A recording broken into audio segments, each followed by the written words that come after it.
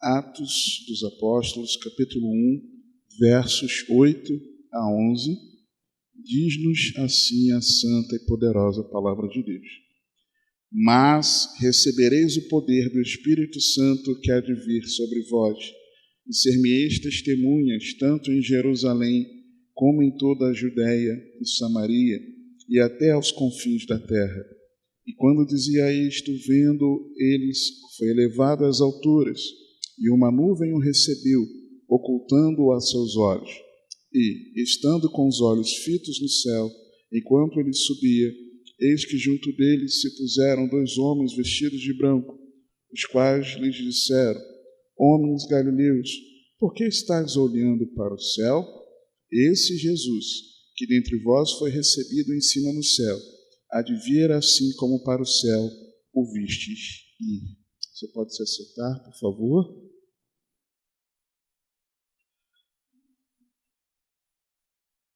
Quem aqui já ouviu falar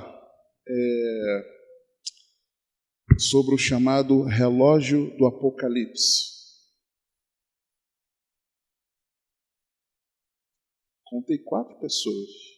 5, 6, 7. Está melhorando. Ufa. Mas mesmo se você não soubesse, não tem problema não. Esse relógio do Apocalipse que simboliza o quão perto a humanidade está perto de destruir o mundo e que desde 2010 marca 100 segundos. Se a minha conta está certa, 1 minuto e 40 para meia-noite. Com um crescente perigo nuclear, nas décadas e meados do século passado, o aumento das tensões entre Estados Unidos e União Soviética, a antiga União Soviética, os cientistas atômicos criaram em 1947 esse indicador que é uma metáfora, é um relógio metafórico, é um símbolo, né? É uma simbólica ilustração que move os seus ponteiros não através de uma medida científica, mas move os seus ponteiros diante um conselho dentro desse grupo que criou esse relógio, se reúne 2 vezes por ano e começam a avaliar o quanto eles têm percebido do que tem acontecido no mundo, o quão perto nós estamos da meia-noite, para determinar quanto tempo falta. E é interessante que em 2020 nós alcançamos esse período mais próximo da meia-noite, e eu estava consultando ele no início do ano, ele permanecia nos 100 segundos. Nós estamos vivendo o ápice do que o mundo tem enxergado de proximidade do colapso da nossa Terra. E a Bíblia nos mostra, tenho falado com os irmãos, especialmente sempre lembro disso quando eu falo sobre o fim, e comentei também na semana passada, de que é preciso nós moldarmos o nosso presente com uma visão correta do futuro. Então eu olho para o que a Bíblia diz que vai acontecer, e isso precisa gerar em mim um posicionamento aqui na terra, enquanto eu aguardo a espera do Senhor Jesus, enquanto eu aguardo o retorno do Senhor Jesus. E nós temos aprendido que o poder do Espírito Santo é o que nos capacita nessa caminhada peregrina enquanto nós aguardamos o Senhor retornar. Vimos semana passada que o Espírito Santo é o poder necessário para nós caminharmos no fim. É o poder para o caminho do fim. Nós vimos isso. E está mais do que claro isso. Por que eu digo que está mais do que claro? Porque se ser cheio do Espírito Santo foi a última palavra de Jesus, leia comigo, por favor, versículo 9. Jesus acabou de retomar os discípulos sobre aquilo que ele havia falado da promessa do Pai, de que eles haviam ouvido de Jesus e de que João Batista declarava. Aí eles falam de algo numa expectativa humana, Jesus retoma para a centralidade do derramar e para que ele serviria. E aí no 9 o texto diz: e quando dizia isto, vendo ele, foi elevado às alturas, e uma nuvem o recebeu, ocultando-o a seus olhos. Ou seja, dizer do poder do Espírito Santo necessário para que sejamos testemunhas de Cristo caminhando aqui na terra foi a última coisa que Jesus falou antes de subir aos céus. Foi a última instrução. Foi a última coisa que Jesus falou. E quando você geralmente, numa reunião ou numa conversa, aquela frase final, aquele momento final ali de fala, é sempre o que fica marcado como se fosse uma recapitulação daquilo que havíamos conversado naquele momento, ou uma espécie de um resumo. Né? Se eu pudesse resumir tudo que nós falamos agora até aqui, é isso. Se Jesus pudesse resumir tudo aquilo que ele ensinou aos seus discípulos, é de que eles seriam cheios do Espírito Santo para que aqui fossem testemunhas dele até ele retornar. Então, se o texto mostra isso, que o Espírito Santo foi a última, ser cheio do Espírito Santo foi a última palavra de Jesus antes de subir aos céus, e a sua vinda foi a palavra seguinte que eles ouviram. Por quê? Versículos 10 e 11, novamente. E estando com os olhos fitos no céu, enquanto ele subia, eis que junto deles se puseram 2 homens vestidos de branco, os quais lhes disseram: homens galileus, por que estáis olhando para o céu? Esse Jesus que dentre vós foi recebido em cima no céu, há de vir assim como para o céu o vistes ir. A última coisa que ouviram de Jesus: vocês serão cheios do Espírito Santo para serem minhas testemunhas. Logo depois, o que eles escutaram? Jesus vai voltar. Então, para mim, aqui, olhando na palavra, está mais do que claro que essa é a necessidade dos últimos dias, conforme o Espírito Santo está nos revelando aqui no livro de Atos. Esse poder para caminhar no fim, vimos semana passada, ele foi profetizado por um tempo escatológico, com base lá em Joel, cumprido nos já iniciados últimos dias, Atos 2, e que está presente na última hora, 1 João, no capítulo 2, a última hora. E aí esse é o detalhe, irmãos. Se quando João escrevia suas epístolas, já era a última hora do relógio, entre 11 e meia-noite, entre 23 horas e meia-noite, já era a última hora, hoje, em que período do relógio nós estamos? Próximos à meia-noite. Próximos à meia-noite.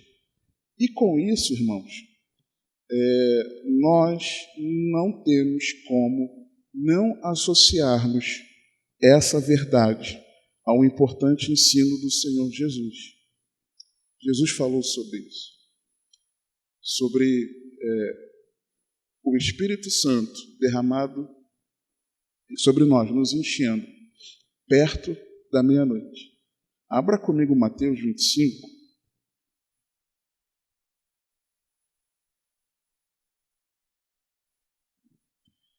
Interessante que ontem um irmão perguntou, um grupo de pastores, sobre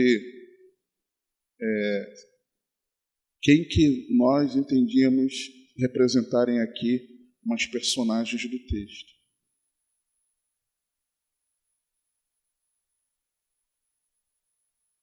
Mas vamos ver aqui um pouco sobre isso também. Eu pedi para vocês abrirem, eu esqueci de abrir, irmãos, perdão, tá? A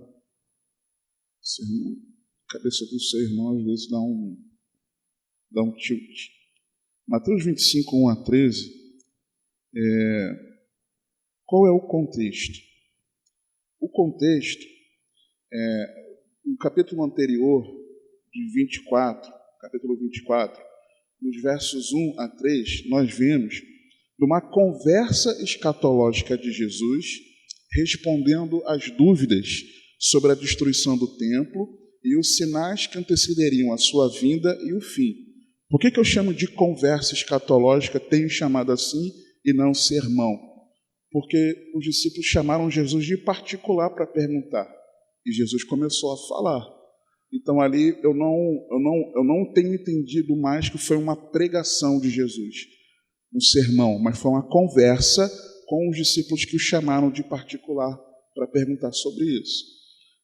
E aí, dentro disso, Jesus começa uma série de falas que nos trazem algumas coisas. No capítulo 24, dos versos 4 a 31, Jesus ele começa a nos mostrar os sinais. É como se fosse um noticiário e Jesus estava apresentando as notícias que viriam no futuro, narrando acontecimentos futuros, faz alguns importantes alertas e instrui como reagirmos a esses fatos até a sua vinda, o noticiário, com os sinais. Logo em seguida, do verso 32 do capítulo 24 até o versículo 30 do capítulo 25, Jesus começa a falar exclusivamente da nossa postura. Jesus ele faz comparativos por meio de parábolas para exemplificar como nós devemos ser encontrados por Ele durante a sua chegada. Ele começa a fazer vários comparativos de como nós, como seus servos, como seus discípulos, como seus seguidores, devemos ser encontrados por Ele quando Ele chegar. Depois, a partir do versículo 31 do capítulo 25 até o 46, até o final, nós vemos as consequências. Primeiro, Jesus fala dos sinais que antecedem a vinda. Depois, ele fala da nossa postura diante desse tempo. Presta atenção. E depois fala das consequências que aconteceriam. Com justiça, o texto mostra ali, o rei separará as ovelhas dos bodes na sua chegada. Os discípulos perguntaram, Jesus, como é que vai ser sobre o fim? Jesus ensina, dá os sinais. Olha, a postura de vocês deve ser essa. Aí depois ele conclui dizendo, olha, quando o rei vier, ele vai separar quem é dele e quem não é. Então vocês precisam olhar para o futuro, sabendo como, no tempo presente, vocês devem caminhar. Amém? Presta atenção aqui na frente. E depois, nos versos 1 e 2 do capítulo 26, ele traz uma conclusão. Que conclusão é essa? Ele finaliza essa conversa novamente avisando que ele seria crucificado. E isso eu quero ler com você. Mateus 26, 1 e 2. E aconteceu que quando Jesus concluiu todos estes discursos, disse aos seus discípulos, bem sabeis que daqui a 2 dias é a Páscoa, e o Filho do Homem será entregue para ser crucificado. O que Jesus tinha acabado de falar? Das consequências daqueles que serão salvos e daqueles que serão perdidos, condenados. E aí o texto fala que quando Jesus concluiu todos aqueles discursos, que discursos? Sobre o fim, Jesus fala sobre a morte dele. Ou seja, pensar na volta de Jesus e pensar no fim dos tempos tem total relação ao que Jesus fez na cruz do Calvário. Então, quando eu penso sobre o fim, não é para me amedrontar, mas é para que eu olhe para o fim com o meu coração cheio de alegria, porque naquela cruz do Calvário, Jesus derramou o seu precioso sangue até o fim, para me levar até o Pai. É isso. E aí, no meio disso, entre Jesus falar da postura e das consequências para aqueles que tiveram uma correta postura de testemunhas de Cristo e aqueles que não tiveram a correta postura das testemunhas de Cristo, Jesus fala sobre a luz da meia-noite. A luz da meia-noite. Mateus 25, 1 a 13. Então, o reino dos céus será semelhante a 10 virgens, que tomando as suas lâmpadas, saíram ao encontro do noivo. E 5 delas eram prudentes e 5 loucas. As loucas, tomando as suas lâmpadas, não levaram azeite consigo, mas as prudentes levaram azeite em suas vasilhas com as suas lâmpadas. E, tardando o noivo, tosquenejaram todas e adormeceram. Mas à meia-noite ouviu-se um clamor: aí vem o noivo, saí-lhe ao encontro. Então todas aquelas virgens se levantaram e prepararam as suas lâmpadas. E as loucas disseram às prudentes: dai-nos do vosso azeite, porque as nossas lâmpadas se apagam. Mas as prudentes responderam, dizendo: não seja caso que nos falte a nós e a vós, ide antes aos que o vendem, e comprai-o para vós. E tendo elas ido comprá-lo, chegou o noivo, e as que estavam preparadas entraram com ele para as bodas, e fechou-se a porta. E depois chegaram também as outras virgens, dizendo: Senhor, Senhor, abre-nos. E ele respondendo disse: em verdade vos digo que não vos conheço. Vigiai, pois, porque não sabeis o dia nem a hora em que o Filho do Homem há de vir. Quando nós lemos no versículo 1, irmãos, de que Jesus ele começa a dizer ao que o reino de Deus se assemelha. Fala das 10 virgens, já vou falar sobre elas. Fala que elas tomaram as suas lâmpadas. E o que elas foram fazer? Para que elas precisavam tomar as lâmpadas? Para saírem ao encontro do noivo. O que é sair ao encontro do noivo?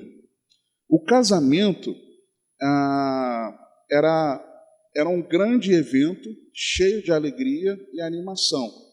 E ele podia durar até uma semana, ou mais. Às vezes durava até mais do que uma semana. E sempre contava com um grande número de testemunhas, tanto do lado da esposa, da noiva, como do noivo. Muita gente. Não tem aquilo no casamento? O lado esquerdo, eu não sei, posso estar enganado, mas que às vezes troca. O lado esquerdo sentam os convidados do noivo. Do lado direito, os convidados da noiva. Ou vice-versa, irmãos. Mas tem essa separação, não tem? Que você olha assim, aí você sabe que esse pessoal aqui é convidado do noivo, esse é convidado da noiva. Só que lá, naquela época, o casamento era uma grande celebração, uma grande festa, com muita animação, com muita gente, muitas testemunhas. Familiares, parentes que até viajavam de uma longa distância. Imagina, viajar de uma longa distância para uma celebração de 2 horas. Não, durava dias. E às vezes seus vizinhos, amigos, também ali juntos. Às vezes não, sempre ali, vizinhos e amigos também juntos. Era muita gente. Pessoal da noiva, testemunhas da noiva e testemunhas do noivo. Era isso que acontecia. Tinha também a figura do amigo do noivo. Antigamente se falava o paraninfo, né? Uma linguagem que também é usada em questão de estudo, né? De formação, de formatura, mas também se falava antigamente no casamento. Hoje em dia é o padrinho. É a figura do padrinho, é aquele que acompanha, que convive com o noivo e o leva até o momento ali da celebração. Né? João 3,29, João dá a deixa dizendo que ele era o amigo do noivo, que ele não tinha ciúme. Se o noivo havia encontrado sua noiva, o trabalho do amigo do noivo, já estava concluído. Que ele cresça e eu diminua. Eu já acompanhei o noivo até o encontro da noiva. Pronto, agora eu saio de jogada, eu diminuo. Era isso que ele estava falando. Antes do casamento, havia um cortejo nupcial, onde a noiva e o noivo saíam cada um de um lugar. Vamos dizer, para você entender. A noiva saía da sua casa com as suas testemunhas. O noivo saía de um lugar com as suas testemunhas. Então, o noivo ia andando com as suas testemunhas, a noiva também saía indo com suas testemunhas, saindo cada um de um lugar, mas indo todos para um único lugar. É isso que acontecia. E para onde eles iam? Eles iam com destino à casa do pai do noivo. As testemunhas acompanhavam o noivo e as testemunhas da noiva acompanhavam para que eles chegassem à casa do pai do noivo. Era isso que acontecia. E é sobre esse cortejo que Jesus estava comparando o reino de Deus. As damas, quando a gente lê aqui virgens, as 10 virgens, 5 prudentes, 5 loucas, ou 5 sábias, né? As prudentes, na verdade são as damas de honra que são virgens.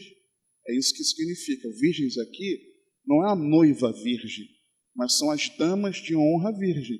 Hoje, não tem as daminhas do casamento? Geralmente não são as menininhas? É como se fosse isso, né? Ou uma moça, quer dizer, hoje em dia não coloca adolescente, né? Mas naquela época uma moça virgem era a dama de honra, que acompanhava. Então, quando nós lemos aqui, é disso que Jesus está falando. As damas de honra virgens acompanharem o noivo até o casamento com a noiva diante do Pai. É disso que Jesus está falando. E aí, irmãos, por mais que nós tenhamos o retrato da noiva de Cristo em diferentes textos da palavra, em relação à igreja, comparando a igreja à noiva de Cristo, aqui no texto, a igreja não é a noiva. Aqui no texto, a igreja é simbolizada pelas damas virgens, que acompanham o noivo até a casa do Pai. Por que eu digo isso? Porque elas chamam claramente Jesus, representado aqui como noivo, de Senhor. Porque olha o que o texto fala no versículo 11. 5 prudentes e 5 loucas. As loucas não tinham azeite na vasilha e foram tentar dar um jeito. Quando o noivo chega, elas encontram, as prudentes encontram o noivo e seguem o cortejo nupcial até a casa do pai. Quando as prudentes chegam, do que elas chamam o noivo? E depois chegaram também as outras virgens dizendo: Senhor, Senhor, abre-nos. Quem é que chama Jesus de Senhor? Só a igreja. Então as virgens simbolizam exatamente a igreja do Senhor. Aqui não está falando da noiva. Aqui está falando do cortejo nupcial até a casa do Pai. Lá na casa do Pai, aí sim, a igreja, claro, é retratada em vários momentos como a noiva de Cristo. E aí, irmãos, quando a gente medita nisso, nós podemos ver que ir ao encontro, quando nós lemos que elas saíram para encontrar o noivo, ou seja, ir ao encontro do noivo para o cortejo nupcial. Então, quando elas saíram, no versículo 1, pegaram suas lâmpadas e saíram para encontrar o noivo, significa a nossa caminhada de fé. Você e eu pegarmos a nossa lâmpada até nós encontrarmos com o noivo e o noivo nos levar até a casa do Pai. Vocês estão entendendo? Amém? É isso que significa aqui. Versículo 2, quando o texto fala das 5 prudentes e das 5 loucas, prudentes ou sábias, tem um negócio aqui que é difícil, irmãos.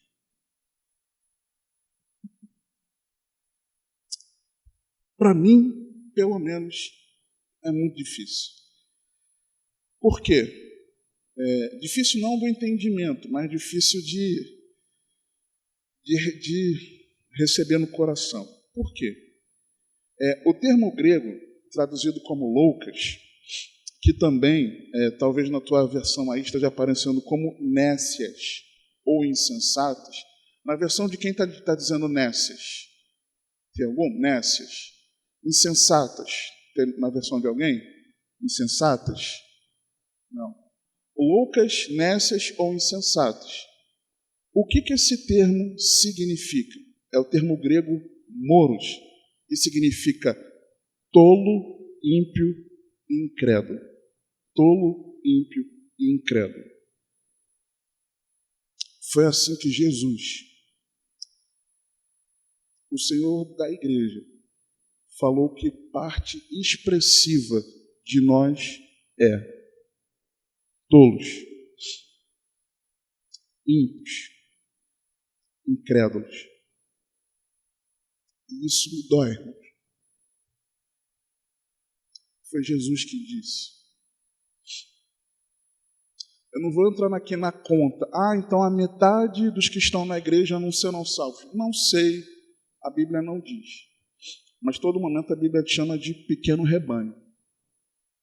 Uma pequena parte daqueles que se acham de Cristo. É a metade? É menos do que a metade? Não sei. Mas eu sei que Jesus falou que boa parte de nós é tola, é ímpia e é incrédula. É tola porque não tem sabedoria. Não age com sabedoria. É ímpia porque vive na prática do pecado. E é incrédula porque não tem uma verdadeira fé nele. Isso dói, irmãos, porque foi Jesus quem disse. E dói no meu coração, porque aí eu me pergunto, será que eu sou tolo? Eu não tenho agido com sabedoria? Será que eu sou ímpio e ando na prática do pecado? Será que eu sou incrédulo e não tenho uma verdadeira fé nele? Porque Jesus falou que boa parte da sua igreja está assim, próximo à meia-noite. Será que com as atitudes que você e eu temos tomado no nosso cotidiano, enquanto devemos ser testemunhas de Cristo, caminhando por aqui, nós não temos sido assim, loucos, insensatos, nécios? Foi assim que Jesus, o Senhor da igreja, se referiu a boa parte de nós, irmãos, nesse momento que antecede a sua vida. Isso precisa tremer o nosso coração. Versículos 3 e 4. As loucas, tomando as suas lâmpadas, não levaram azeite consigo, mas as prudentes levaram azeite em suas vasilhas com as suas lâmpadas.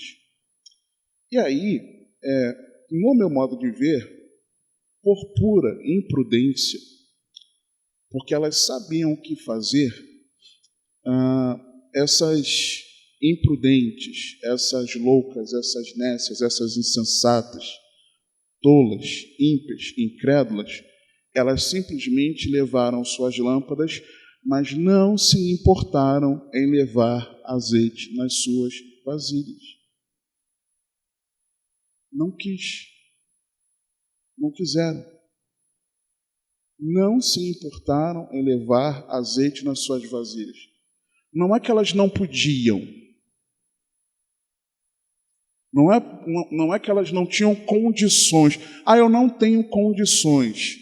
Não tenho dinheiro para comprar azeite. Tanto elas tinham, que no versículo 10, elas foram comprar. No 9, as sábias, respondendo ao pedido que elas tinham feito, falam, olha, vão aos que vendem e comprai-o para vós. Aí o versículo 10 diz, e tendo elas ido comprá-lo, ou seja, elas não compraram azeite porque não quiseram. Não quiseram. E Jesus chama de louca. A parte de nós que não quer comprar azeite, Jesus chama de louca, incrédula, ímpia, tola. Não é que não tem condições, não tinha desculpa, irmãos. Elas não levaram porque não quiseram, não se importaram. Para elas não era importante. Foi Jesus quem disse, irmãos. Foi Jesus quem disse. E aí, quando a gente pensa em lâmpada, em azeite, eu preciso ler alguns textos aqui com os irmãos, para a gente ver na Bíblia o que lâmpada e azeite simbolizam. O que Jesus está falando aqui? Você concorda comigo que o azeite na lâmpada, a lâmpada era a lamparina, vou chamar que é o nosso lampião dos dias de hoje. Tem lamparina que o combustível é um óleo que você coloca para manter a luz acesa. Algumas são usando gás, e tem materiais diferentes. Às vezes você faz uma fogueira, acende uma luz com um pouquinho de carvão, depende de como você faz, né? Mas naquela época, a lâmpada, que era essa lamparina, para que a chama ficasse acesa, era necessário o azeite, tá? Para que houvesse luz, para que iluminasse. Obviamente você sabe, mas acompanha comigo o Salmo 119. Salmo 119. E isso me faz tremer também, irmãos. Mas vamos ver aqui, você sabe. Salmo 119, versos 105 a 112. O que a lâmpada simboliza? Isso me faz tremer em relação a nós, a nossa igreja. Lâmpada para os meus pés é a tua palavra e luz para o meu caminho. Então, lâmpada, simbolizada aqui, simbolizando a palavra de Deus. Explicitamente está dito aqui. Jurei e eu cumprirei, que guardarei os teus juízos. Antes de continuar, versículo 105, lâmpada para os meus pés é a tua palavra, luz para o meu caminho, nós podemos entender aqui que, iluminados pela palavra de Deus, nós conseguimos enxergar o caminho. Por quê? Porque as lâmpadas lançam luz sobre a estrada escura. Por que é lâmpada para os pés e luz para o caminho? É porque a palavra de Deus na nossa vida, ela vai lançar luz sobre o nosso caminho, que à nossa frente está escuro, tá? Então, iluminados pela palavra de Deus. Versículo 106, jurei e o cumprirei, que guardarei os teus justos juízos. Ou seja, o salmista aqui expressa o desejo dele de viver conforme as justas e retas orientações de Deus, precisando ser o compromisso que assumimos para não voltar atrás. Jurei e o cumprirei. Eu assumo a palavra de Deus como verdade na minha vida, como aquilo que vai iluminar o meu caminho, e eu não quero voltar atrás. Eu assumo a doutrina de Cristo para praticar na minha vida, e eu não quero voltar atrás. Verso 107. Estou aflitíssimo. Vivifica-me, ó Senhor, segundo a tua palavra. Ou seja, estou aflitíssimo. Mesmo com tudo desmoronando ao meu redor, eu sei que a tua palavra tem poder de me restaurar, de me colocar de pé. E eu sei que você, quando medita na palavra, quando você com coração sincero pede para que o Espírito Santo fale contigo, eu sei que se você tiver quebrado, moído, o Espírito Santo, por meio da palavra, te reconstrói. Porque Ele faz isso comigo também. Porque a palavra de Deus faz isso comigo também. Às vezes você está mal, você vem participar do culto e alguém, um irmão nosso, seja no momento de louvor, se fazendo da palavra cantada, por exemplo, ou no meio de uma oração, citando um texto da palavra, ou no meio de um ensino, de uma pregação, eu sei que a palavra de Deus, ela nos coloca de pé, mesmo que nós estejamos com o coração aflito, como tudo desmoronando ao nosso redor. A palavra de Deus proclamada aos nossos ouvidos, ela chega no nosso coração, ecoando, e aquele castelo de areia que desmorona com o sopro, que é a nossa vida, diante do castelo forte, a palavra de Deus, o Senhor Jesus, nós somos restaurados e colocados de pé. A Bíblia nos ensina isso. E nós temos sido edificados assim para a glória de Deus. Verso 108. Aceita, eu te rogo, as oferendas voluntárias da minha boca ao Senhor. Ensina-me os teus juízos. Ele ali dizendo, ensina para nós que os nossos lábios honrem a Deus, assim como nós desejamos aprender a honrá-lo, vivendo a sua palavra. Aceita as oferendas voluntárias da minha boca, ó Senhor. Ensina-me os teus juízos, que o meu louvor a ti, por meio da minha boca, dos meus lábios, expressem da mesma maneira que o meu viver da sua palavra expressa que eu honro a ti. Eu não quero ser crente só de boca, Senhor. Eu quero ser testemunha de Cristo vivendo a tua palavra. Assim como eu canto louvores a ti, exalto a ti, dou glória a Deus, que o meu viver na tua palavra glorifique ao teu santo nome. É isso que o salmista está nos ensinando aqui. Verso 109. A minha alma está de contínuo nas minhas mãos. Todavia não me esqueço da tua lei. Mesmo que a nossa vida esteja tão fechada em nossas mãos, ou quanto às nossas mãos, nós não podemos esquecer da revelação bíblica. Todavia, não me esqueço da tua lei.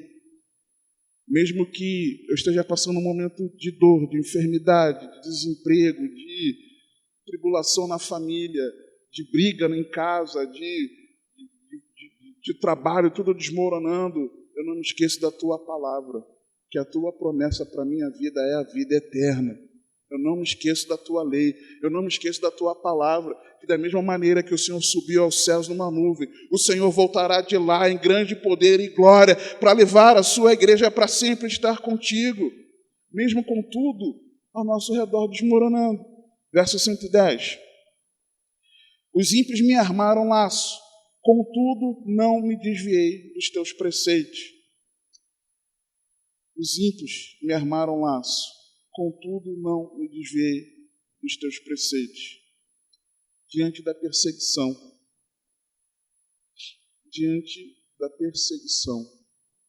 nós não podemos nos desviar dessa caminhada que está proposta para mim e para você. Diante da perseguição que nós sofremos, que a igreja perseguida tem sofrido de forma intensa, severa, extrema, em que todos nós seremos odiados em todas as nações, nós não podemos deixar de ser testemunhas de Cristo, enquanto nós somos peregrinos aqui, mesmo diante da perseguição. Verso 111. Os teus testemunhos tenho eu tomado por herança para sempre, pois são o gozo, a alegria do meu coração. A palavra de Deus é um precioso presente que precisa ser zelado. Por quê? Ele diz o porquê. Uma herança, ela é entregue geralmente não, uma herança só é entregue quando nós estamos em vida. Então, quem tem uma família em que o pai tem uma boa condição financeira, tem bens, ele pode não desejar isso, porque ele quer estar na companhia do seu pai. Mas ele sabe que, por consequências da vida, vai chegar um momento que o pai vai partir. Sabe disso. Infelizmente, em algumas famílias existe muita briga, né? Eu já testemunhei isso com parentes, né? Familiares, e é muito triste. Briga por causa de dinheiro. E aí, você recebe esse presente. Só que quando ele diz aqui, ele diz que toma a palavra de Deus como uma herança para sempre. Herança é algo precioso que você recebe daquele que parte e deixa para você. E o texto aqui está dizendo que eu tomo a tua palavra por herança para sempre. Ou seja, eu considero os teus testemunhos, a tua santa palavra, como um presente muito precioso para sempre. Por quê? Aí ele explica a razão disso. Pois são a alegria do meu coração.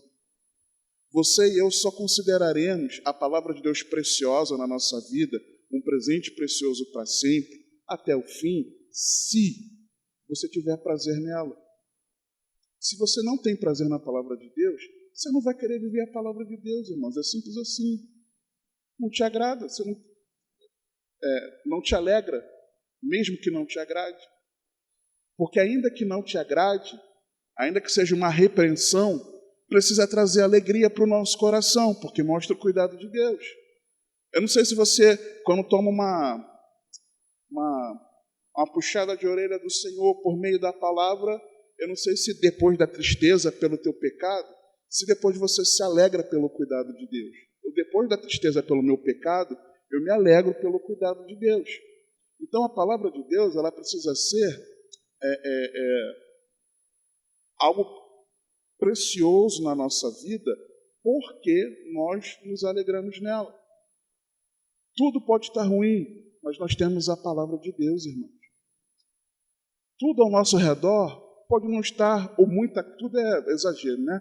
Mas muita coisa, tudo ao nosso redor está tudo ruim, eu creio que é impossível. Mas a maioria das coisas ao nosso redor estão muito ruins, a palavra precisa ser a nossa alegria. Você saber que você tem a palavra de Deus. Você saber que você tem algo precioso que Deus te deixou como herança. O último versículo, 112. Inclinei o meu coração a guardar os teus estatutos para sempre até o fim. Ou seja, focado, concentrado em guardar a palavra de Deus para sempre e até o fim. E por que isso traz um terror ao meu coração? Se são tantas coisas maravilhosas da palavra de Deus na nossa vida, por que, irmãos, nós nos chamamos de igreja bíblica cristã? Por que bíblica? Porque procura viver a palavra. E se a lâmpada que as virgens deveriam e de fato todas levaram, simboliza a palavra de Deus e simboliza a palavra de Deus, e nós somos uma igreja bíblica, qual é o problema? O problema é que para essa lâmpada iluminar o caminho, precisa ter azeite. Precisa ter azeite. Mateus 25. Mateus 25, versículos 3 e 4. As loucas, tomando as suas lâmpadas, não levaram azeite consigo, mas as prudentes levaram azeite em suas vasilhas, com as suas lâmpadas. Jesus chamou essas que não levaram o azeite de tolas, ímpias e incrédulas, porque eram bíblicas, mas não tinham óleo. Isso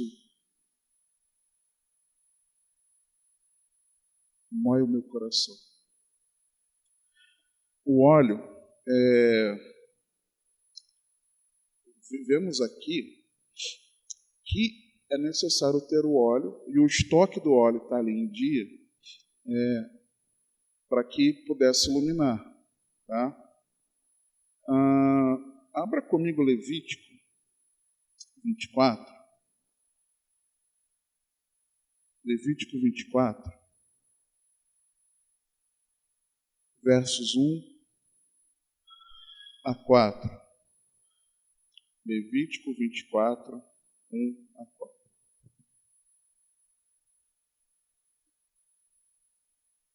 Eu preciso ler esses textos com vocês, irmãos. Lembrando que nós estamos numa escola bíblica, para nós vermos na palavra de Deus o que a lâmpada e o óleo simbolizam. Nesse contexto da lâmpada com o óleo.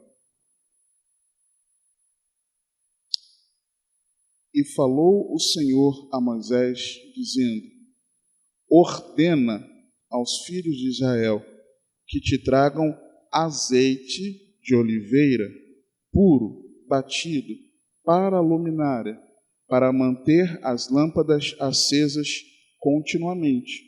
Para que serviu o azeite em relação à lâmpada? Para manter a lâmpada acesa.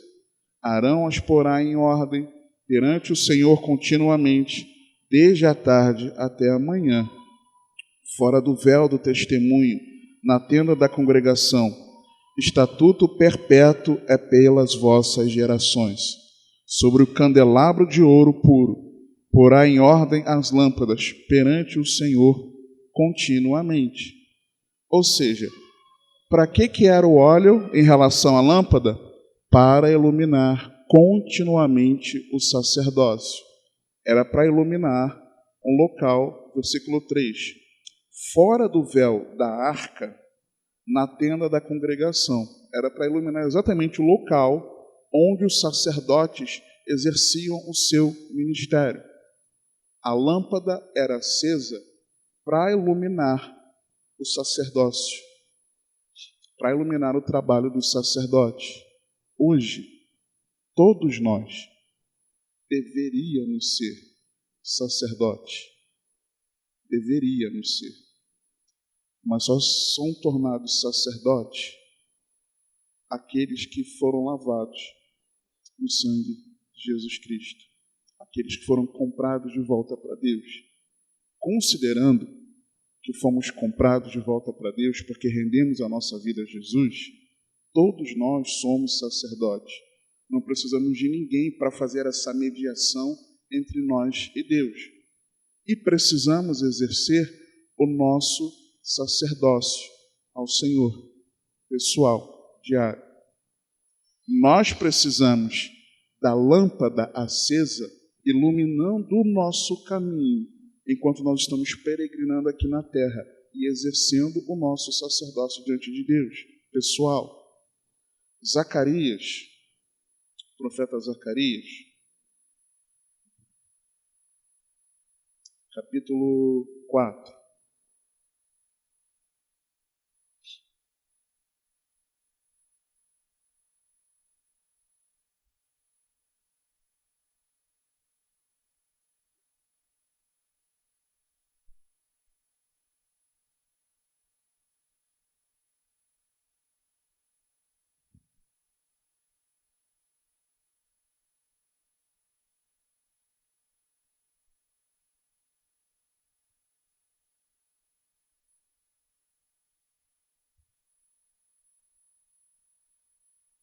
Zacarias 4, versos 1 a 10. Nós vamos ver aqui que o óleo era necessário, foi necessário, por meio dessa visão aqui, vamos chegar a esse entendimento, para que a edificação da casa de Deus ela fosse fortalecida. Vimos em Levítico que o óleo era necessário para iluminar continuamente o sacerdócio. Agora vamos ver o óleo como símbolo de algo que seria usado para fortalecer a edificação da casa de Deus. E o anjo que falava comigo, Zacarias 4, versos 1 a 10. E o anjo que falava comigo voltou e despertou-me como a um homem que é despertado do seu sono. E disse-me: que vês? E eu disse: olho, e eis que vejo um castiçal todo de ouro e um vaso de azeite no seu topo, com as suas 7 lâmpadas e 7 canudos, um para cada uma das lâmpadas que estão no seu topo. E por cima dele 2 oliveiras, uma à direita do vaso de azeite e outra à sua esquerda. E respondi dizendo ao anjo que falava comigo: Senhor meu, que é isto? Então respondeu o anjo que falava comigo, dizendo-me: não sabes tu o que é isto? E eu disse: não, Senhor meu. E respondeu-me dizendo: esta é a palavra do Senhor a Zorobabel, dizendo: não por força nem por violência, mas sim pelo meu Espírito, diz o Senhor dos Exércitos. Quem és tu, ó grande monte, diante de Zorobabel? Tornar-te-ás uma campina, porque ele trará a pedra angular, com aclamações, graça, graça a ela. E a palavra do Senhor veio novamente a mim, dizendo: as mãos de Zorobabel têm lançado os alicerces desta casa, também as suas mãos a acabarão, para que saibais que o Senhor dos Exércitos me enviou a vós. Porque quem despreza o dia das coisas pequenas, pois esses se alegrarão, vendo prumo na mão de Zorobabel. Esses são os 7 olhos do Senhor, que percorrem por toda a terra. Qual era o contexto aqui? O contexto, a obra de Deus foi parada. A obra de edificação, de reconstrução do templo havia sido interrompida. Eu trouxe, eu não lembro se foi esse ano ou se foi ano passado, uma mensagem, a igreja não pode parar, com base nesse contexto de Zacarias, em que existiram umas 5 ações, se eu estiver me lembrando agora, de que os adversários jogaram contra Israel para os impedir de reconstruírem o muro. Até que chega um dado momento que, por violência, já exercendo violência, a obra da casa de Deus foi parada. O que Deus faz? Deus usa essa visão aqui a Zacarias e fala também com Ageu, que são 2 instrumentos de Deus para que, por meio da palavra que eles declararam a Zorobabel, que era o líder, e o líder daquela reconstrução, para que a obra fosse retomada. E primeiro ele dá uma visão. E do que era a visão? Era um castiçal de ouro com as suas lâmpadas e tinha um vaso cheio de azeite. Para que serve o azeite? Já vimos. O azeite serve para manter a lâmpada acesa. E Zacarias pergunta: o que é isso? E a resposta que ele tem do anjo foi que o Senhor está falando que é pelo Espírito. Então ele está dizendo que o óleo na lâmpada, que ilumina o caminho, que ilumina o nosso sacerdócio, é a ação do Espírito Santo para que a casa de Deus continuasse sendo edificada. A casa de Deus, que somos nós, discípulos de Cristo, pedras vivas, cuja pedra angular, está até aqui no texto também, no versículo 7, que com aclamações ela recebe graça a ela, a pedra angular, que é Cristo. Nós, como pedras vivas, estamos sendo edificados nessa construção que é a casa de Deus, a sua igreja. Então, o óleo, ele simboliza isso aqui também. Apocalipse capítulo 4. Apocalipse 4. Apocalipse capítulo 4. Versículos 1 a 5. Depois destas coisas, olhei, e eis que estava uma porta aberta no céu, e a primeira voz que, como de trombeta, ouvira falar comigo, disse: sobe aqui, e mostrar-te-ei as coisas que depois destas devem acontecer. E logo fui arrebatado no Espírito, e eis que um trono estava posto no céu, e um assentado sobre o trono, e o que estava assentado era na aparência semelhante à pedra, jaspe, sardônica, e o arco celeste estava ao redor do trono, e parecia semelhante à esmeralda. E ao redor do trono havia 24 tronos, e via sentados sobre os tronos 24 anciãos vestidos de vestes brancas, e tinham sobre suas cabeças coroas de ouro. E do trono saíam relâmpagos e trovões e vozes, e diante do trono ardiam 7 lâmpadas de fogo, aos quais são os 7 Espíritos de Deus. Então, irmãos, claramente eu consigo enxergar que em Mateus capítulo 25, nos versos 1 a 13, Jesus está falando de uma igreja bíblica, mas cheia do Espírito Santo, para que consiga iluminar o seu caminho. Porque não adianta, irmãos, nós aqui conhecermos a palavra, ouvirmos a palavra, meditarmos a palavra e o nosso coração não ser transformado. E a nossa caminhada até o encontro com Cristo, de fato, estarmos enganando, estarmos nos enganando. Em Mateus 25, vamos retornar? Mateus 25, versos 5 a 9.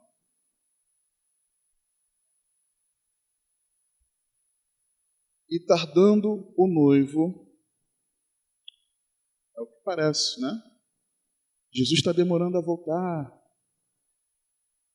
E tardando o noivo, tosquenejaram todas e adormeceram. Mas à meia-noite ouviu-se um clamor. Aí vem o noivo, saí-lhe ao encontro. Então todas aquelas virgens se levantaram e prepararam as suas lâmpadas. Fizeram uma reforma para um retorno às Escrituras. Pegaram a sua lâmpada. E as loucas disseram às prudentes: dai-nos do vosso azeite, porque as nossas lâmpadas se apagam. Mas as prudentes responderam dizendo: não seja caso que nos falte a nós e a vós. Ide ante aos que o vendem e comprai-o para vós. Ou seja, como peregrinos e forasteiros guiados aqui pelo Espírito Santo, é preciso ter o caminho iluminado pela palavra de Deus para nós não tropeçarmos. E ser cheio do Espírito Santo é o combustível que mantém essa lâmpada da palavra de Deus acesa. É que nos conduz a nós conseguirmos viver a palavra de Deus. É o Espírito Santo na nossa vida. Só que aí, irmãos, a gente precisa do óleo, do azeite, para a lâmpada continuar acesa. Precisamos ser cheios do Espírito Santo para sermos conduzidos, guiados por Ele, a viver a palavra de Deus. Só que aí, irmãos, olha o que o texto diz. As loucas pediram às prudentes: dai-nos do vosso azeite, porque as nossas lâmpadas se apagam, porque eu não consigo ter o meu caminho iluminado pela palavra. Eu não consigo viver a palavra. Eu não consigo abandonar o pecado. Me dá do teu azeite. O que as sábias falaram? Não, eu vou sim, vou te dar do meu azeite, eu vou compartilhar do meu azeite. Não. Não tem como compartilhar, irmãos. Não tem como eu compartilhar algo que você precisa viver. Não tem como você compartilhar comigo algo que eu preciso viver em Deus. Não tem como. Não existe azeite compartilhado, irmãos. Não tem como. O poder do Espírito Santo não tem como ser compartilhado. Revestimento do alto, ser cheio do Espírito Santo, não tem como. Na comunhão dos irmãos, nós nos enchemos do Espírito, sim, mas não existe essa transferência de unção de um para o outro. Não, irmãos, não tem como. É pessoal. É algo pessoal. É o que a Bíblia está nos dizendo aqui. Versículo 10 a 12.